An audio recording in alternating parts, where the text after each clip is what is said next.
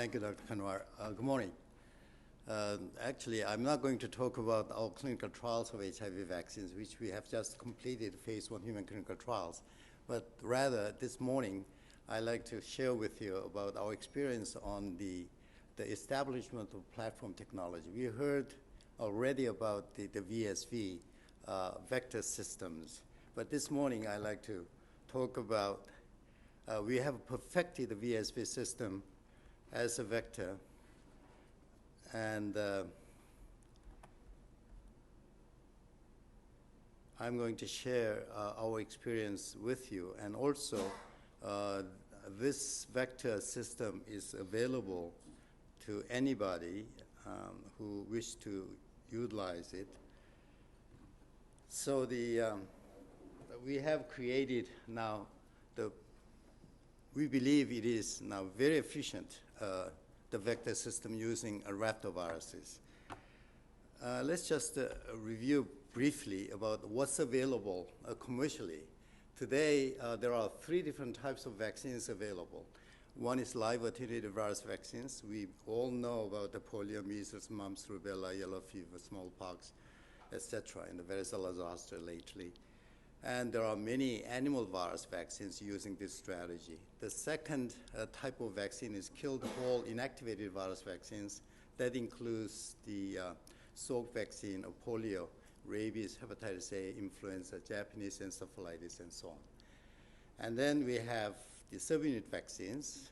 We have successful hepatitis B virus vaccine starting in the early 80s.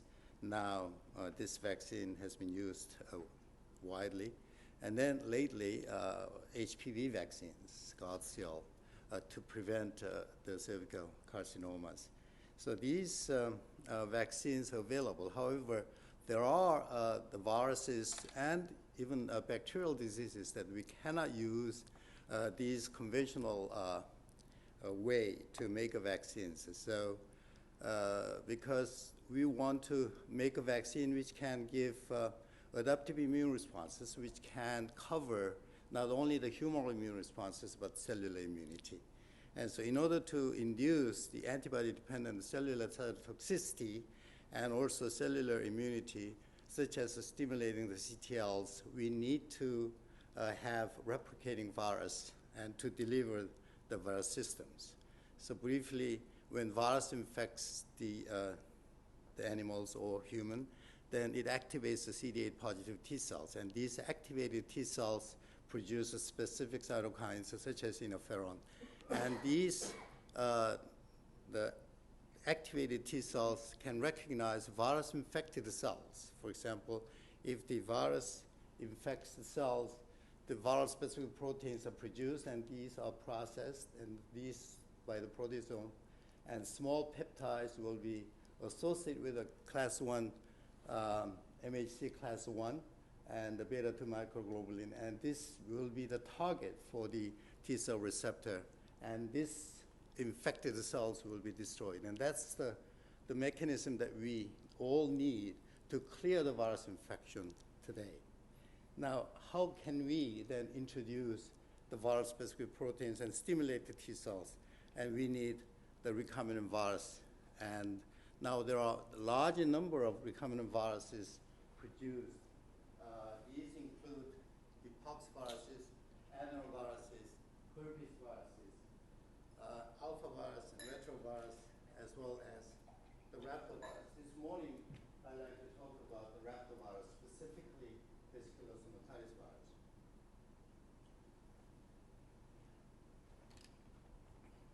The VSV system is very attractive because it has a very wide host range and has no existing antibodies in human.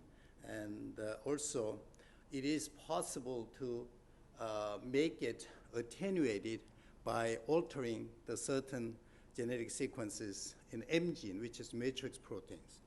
And the VSV is a bullet-shaped particle, as you know. And the matrix protein here actually governs controls the cytopathic effects. So if you change certain amino acids in matrix protein, the virus will not kill cells. And no matter how good the vector system is, if the vector system provides some kind of cytotoxic effects, or neurotoxic effects, then one cannot use it. And in order to use VSV as a vector system, we have to make it safer. And that's what we have done, and is the talk that I'm going to deliver today. And there are conveniently two antigenically distinct serotypes in VSV system. And it is important because you can vaccinate with one serotype and then go in with the same set of 14 genes with another serotype so that the boost effect will be effective. And it's actually replicates really fast. And also the titers that you can get from VSV is enormous. You can get anywhere between 1 to 4 times 10 to the 9. Is that the 4 billion virus particles produced per ml in 8 hours of incubation. And also, it can accommodate as much as 6,000 bases. And the total VSV genome is 12,000. So it can accommodate as much as 50% of the genome capacity. And it expresses the very high levels of inserted genes. Now, the priming vaccine that we are using is so-called VSV Indiana serotype, and the boosting vaccine is a New Jersey serotype. So I want to introduce to you that we have these two different serotypes, and we can use these serotypes to vaccinate and to prevent a certain type of viral diseases. There have been many laboratories put a lot of efforts to make the VSV as a safer vaccine, and these include deleting the G genes. We can have the G gene deletion, which can make the VSV less virulent, and also the truncation of the cytoplasmic tail of G gene, and then gene translocation. Gail Wirtz, when she was at the Birmingham, Alabama, and she replaced the N gene, placed this N gene back in the 4th position, makes it VSV attenuated. However, the virus replication is not as efficient. And then we did the M gene mutations, changing the methionine at 51 position to the arginine of the Indiana serotype, and the methionine at the 48 and 51 position of the New Jersey to the arginine. That makes the virus not cytotoxic. And lately, we have also created the M gene mutant by introducing the temperature-sensitive mutations. And OSA-023 is actually the long time ago that Anne Flamand from France created this mutant. And when we sequenced it, we found that there is a specific sequence in M gene, and which makes defective the replication or assembly defective viruses. So this is what the VSV Indiana, the M mutant, looked like. What we have introduced is M51R, which is methionine to the arginine change at the position 51, and also the glycine to the glutamic acid at the position 21. And then we have introduced the leucine at the 111 position to the alanine. And the position change makes this virus as a temperature sensitive. And now it was very important to change all 3 nucleotides from UUG to the CGA rather, in order to make it stable mutant. If we change only 1 nucleotide, it reverts back in about 20 passages or so. So it is very important to change all 3 nucleotides in alanine codon. So we changed from phenylalanine to the alanine, and that still holds the temperature-sensitive phenotype. And then once we introduce all these mutations, then we use reverse genetics, and we can get the converted or modified genes replicated by T7 RNA polymerase, because we put the T7 promoter in front of it, and it can be copied, and this can be further replicated by introducing the 3 polymerase complex, which is N protein, P protein, and L protein of VSV. So when we do the co-infection, we can have this RNA replicated.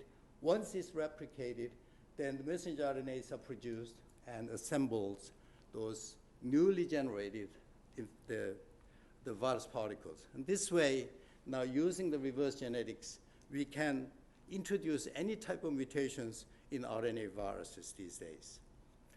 Now, when we check the phenotypes of this in the growth curve, and we see that the wild-type virus replicates very well at the 31 degrees, and so is the temperature-sensitive mutants. These are the Indiana, we call it GML, that is a leucine to the alanine change, and that goes very well at the 37 degrees, which is a semi-permissive temperature, and drops almost 3.5 logs. And it is temperature sensitive. Now, it is also important to make sure that it is not killing the cells.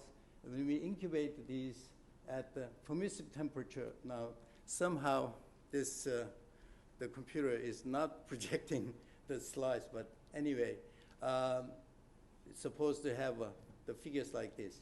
Now, if we incubate them at 31 degrees, there's some cytopathic effects, but not a whole lot. But when you incubate at 37 degrees, which is body temperature, it's exactly the same as uninfected cells. So what I mean is this temperature-sensitive mutant does not kill cells.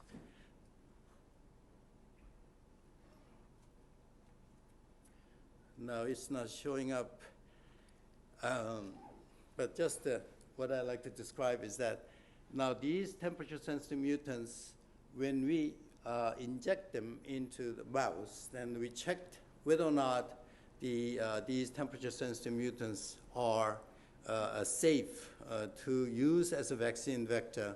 We have done the neurovirulence test using the mice, and we can inoculate the virus directly into the brain by the interlateral, the ventricular injections, and you can inject as little as 1,000 virus particles of the wild-type virus that will kill the mice within 4 days. And these temperature-sensitive mutants that we have created, we can put 1,000 times more, 1 million virus particles, and mice just stay as happy. So the weight gain is a normal with these mutant virus. Now then, we need to create the same kind of temperature-sensitive mutants of the New Jersey serotype, and there was no known temperature-sensitive mutants published about New Jersey serotypes, but we found that the leucine at the position 110 rather, that changed to the alanine, and also the isoleucine at the 111A changed to the alanine. This mutation changes this temperature, the New Jersey virus as a temperature sensitive. So we did exactly the same thing. We studied the growth curve, and when you incubate these at the non-permissive temperature, which is 39 degrees, it does not grow well. And when you incubate them at 31 degrees, it grows very well. And also, this virus is not cytolytic, and it is possible to check the cytopathic effects by looking at the release of the LDH activities, and this the lactodehydrogenase activities. If the virus is infected and the virus is killing, then you have a release of this LDH. And the mutant that we are working on is a GMMI, and releases much less LDH activities, showing that it is less cytotoxic. And again, it's not showing, but this is supposed to show you the cytopathic effects in cultured cells. And when you incubate them at 37 degrees, it does not kill cells, whereas when you incubate them at 31 degrees, there is some degree of cytopathic effects. But if you use this as at the body temperature, then it does not really kill cells. Now, when we did this, again, with the intracranial inoculation of the wild-type virus as well as the mutant, and the wild-type virus of the New Jersey is less virulent than Indiana, and there was one paralysis, but these were not killed, whereas when you use these temperature-sensitive mutants, they grow normally. It's incredible that the whole thing is just not working. What I want to show here is the, is it possible to retrieve the slides? I mean, like, somehow it does not show that this is supposed to be the gels. Anyway, it's not, I cannot blame on you. What it's supposed to show is that the protein expression at 37 degrees and 31 degrees with these Indiana mutants and New Jersey mutants, what you're supposed to see is that there was absolutely no difference in terms of the level of expression of the proteins in both temperatures. In other words, although the virus replication at the 37 degrees is restricted, the amount of protein expression was the same. And so what we want to do is we want to prime vaccination with VSP Indiana and then boost it with VSP New Jersey. That gives us very good immune responses. Now, again, it does not show here that this is the one example that I like to present to you is the expression of the HIV the structural proteins, GAG, POL, and M. And these are the structural proteins we put into the VSV vector systems. And what we put in is the GAG, the complete GAG gene in the absence of protease, which resides here.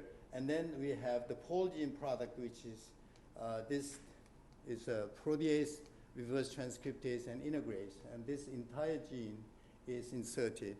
And also the M, that is the GP120 and GP41. This is the cleavage product of GP160, and we put 2,500 base pairs into the VSV system. And in order to produce more and process more efficiently of the glycoproteins, we put the honeybee melatonin signal peptides in front of the glycoprotein gene, and that works extremely well. And then again, it's not showing the gels, but it's supposed to show that the good expression level of the GAG P55 precursor proteins. And so we put 31 degrees as well as 37 degrees, and we find there's no difference in terms of the level of expression of the GAG P55 precursor protein.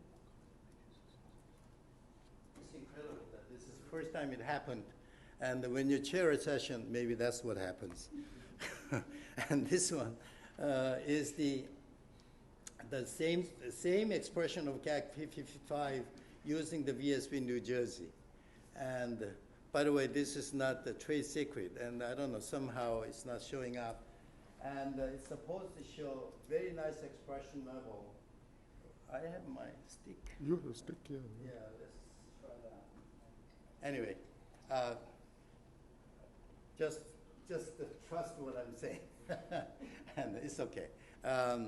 So we have expressed the GAG precursor protein, POL precursor protein, and when we express the POL, it actually cleaves to the heterodimers P66 and 51, and you can see that very well. And then we have the expression of the envelope protein, GP160, and that will be cleaved to the GP120 and GP41. All right, so we used those all messed up here.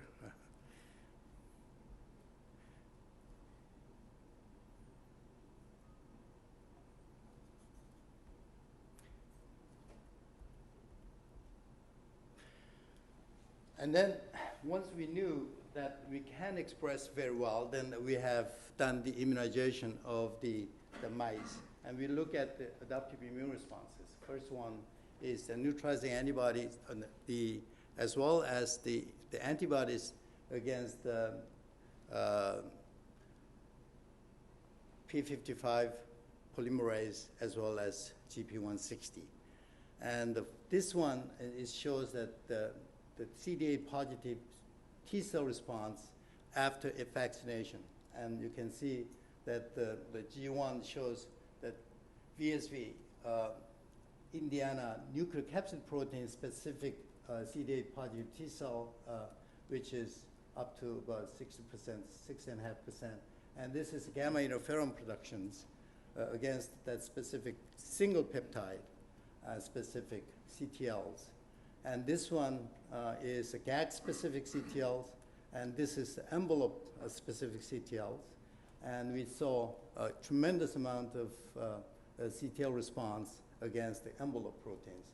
And we have 4 different peptides against the pol, and they all show the positive response, as well as the GAG, pol, and M, but we have a mixed the response. And you can see that envelope is always a very good response. Now, these are against the single peptide. And so just imagine that if you use entire protein, you have so many different T cell epitopes, and that could be the highly efficient. And then we look at the humoral immune response. And when we look at the GAG55, the antibody productions, we have the G2 and G6. These are the GAG-specific antibodies, and then G3 and G5 are the envelope-specific antibodies. Now, the G1 was immunized with the VSP alone. G2 was immunized with VSP carrying GAG genes. G3 is carrying the envelope gene, and G4 is carrying pol gene, and G5 is carrying pol M. And these are the mixture, GAG, pol, and M. And G6 is GAG alone, and these are the different epitopes that we put on to the GAG. So we see that antibody production after vaccination with the Indiana recombinants followed with New Jersey. Again, they're supposed to show electron micrographs to show that virus-like particles. The reason that we are getting these humoral immune responses is because when we express these proteins, we get virus-like particles formed, and these virus-like particles of the GAG, which can release from the virus protein expressed cells, and then that can trigger the humoral immune responses, so we can get the GAG-specific antibodies. And the envelope protein, GP120, is secreted out of the cells. Therefore, we get the good immune responses as well. Now, using this recombinant VSV, hopefully that we can get these as the therapeutic vaccines to clear the virus-infected the lymphocytes as well as macrophages. So there are some 35 million people living with HIV infection today, and can we help those people? And we are trying to do the clinical trials to see whether or not that this dual vaccination can induce enough of the cytotoxic T cells, and that can clear the virus-infected macrophages as well as T lymphocytes. Hopefully that this will work. And so this is in addition to the vaccine that we have just developed, and that vaccine clinical trial has been, the phase 1 has been cleared, and we saw that using the killed whole virus vaccines of HIV, and we saw that clinical trial shows neutralizing antibodies against not only the clade B, which is the vaccine is based on, but the antibodies made against this vaccine can neutralize also the clades C, A, and D. And that tells us that it is possible to prevent HIV infection by single clade vaccine, because there's broadly neutralizing antibodies induced, and they can clear or prevent HIV infections. So in addition to that, the killed whole virus prophylactic vaccine, we have developed this therapeutic vaccine, and hopefully that we can help these people who are already infected. Now, in summary, I have introduced to you this morning that we have perfected the VSV system, and that uses two different serotypes, VSV Indiana and VSV New Jersey serotypes. So you can use vaccination with Indiana serotype for the priming vaccines, and then followed with the New Jersey serotype as boost vaccines, and that way we can induce all those, the adaptive immune responses. And advantage of using VSV is because of it has very wide host range. All warm-blooded animals and human can be infected with VSV, and is capable of inducing strong adaptive immune responses. And we have created now the vaccines against HIV prophylactic vaccine, as well as the therapeutic vaccine. We also made the vaccine against hepatitis C virus. There are 6 different strains of hep C viruses, and we use type 1, which is most predominant in North America and Europe. And then also we made the Ebola virus vaccine. And you may have heard about the clinical trials of Ebola virus vaccine based on VSV vector system. And we hope that this system can be used for other viruses, such as MERS coronavirus, dengue virus, or not only viral diseases, but the bacterial diseases, such as TB, and also the MRSA, is methicillin-resistant Staph aureus. And it is flexible in accepting foreign genes, and as large as 6 kilobases, so that it is a highly efficient system that one can use. And luckily, that general public is seronegative for VSV, so that it won't have similar kind of problems associated with pre-existing antibodies like what we had against Ad5. And so we are using the prime and boost vaccination using VSV Indiana, followed with the VSV New Jersey. And this vector system is available now, and if anyone wants to use this vector system, please let me know.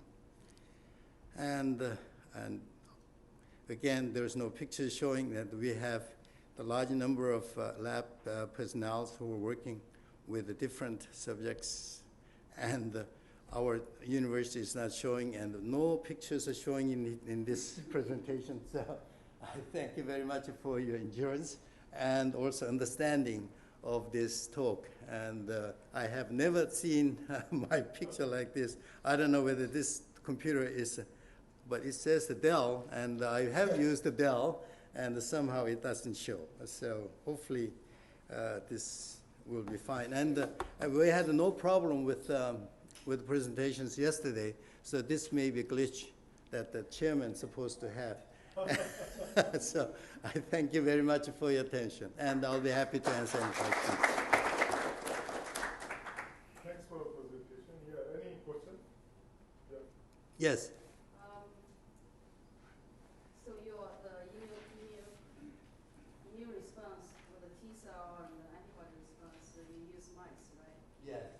And how long and after your immunization boost did you detect T cell or antibody response? We did that in 1 month's time. So we immunized, the primary immunization was 1 month. And then after primary immunization, we boosted after 3 weeks, and then we sacrificed mice in 1 month. So what do you detect antibody response? Is IgG or IgM? It's IgG. It's also like three weeks after. 4 weeks. That is. 4 weeks The, after. yeah. We have primary immunized mice, waited for 3 weeks, and then we boosted, and then after the 1 week of boost, then we sacrifice them. So the serotype, like from IgM, kind of switched to IgG is pretty fast. Yes, it was. And also Indiana first and New Jersey second, or New Jersey first and Indiana second, and also Indiana, New Jersey, New Jersey. And the best combination we found was Indiana priming with the New Jersey boosting was the best combination.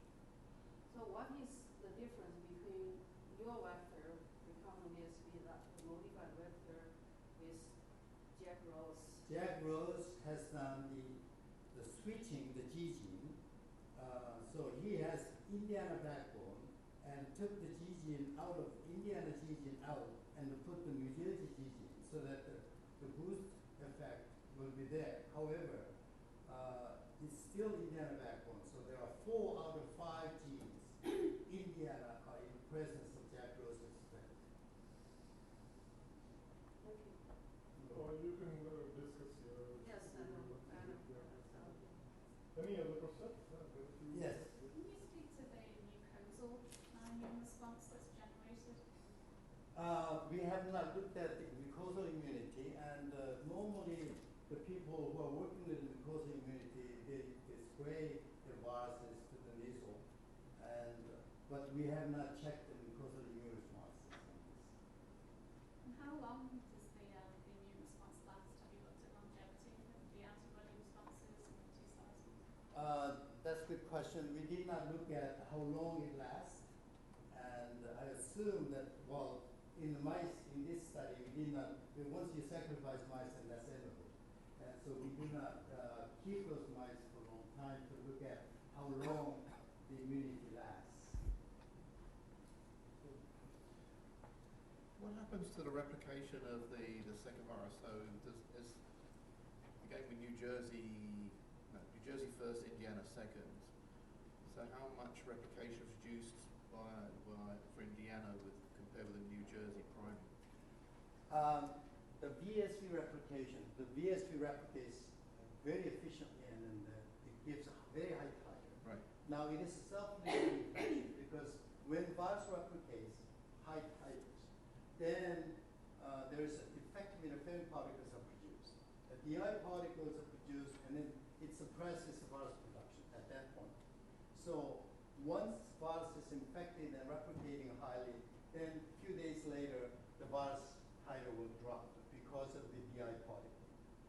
However, the immune responses against the 14 genes last a long time. So the infecting virus will not last very long in infected individuals.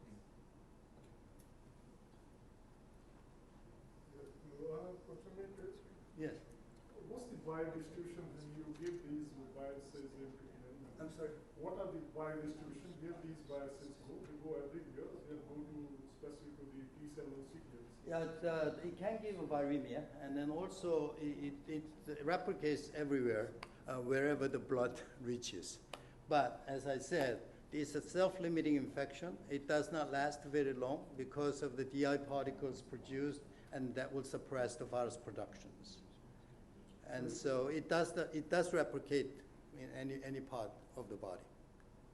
And the VSV, you may know that some people are using these as oncolytic viruses, and it can deliver to the cancer cells and then kill the cancer cells because cancer cells do not produce interferon, so that it specifically kill non-interferon producing cells such as cancer cells, but leave the normal cells intact. Yeah, okay, so I'll devise some nano material. Yes, delivery would be good, yes. Right. So we have some. We are giving each other certificates.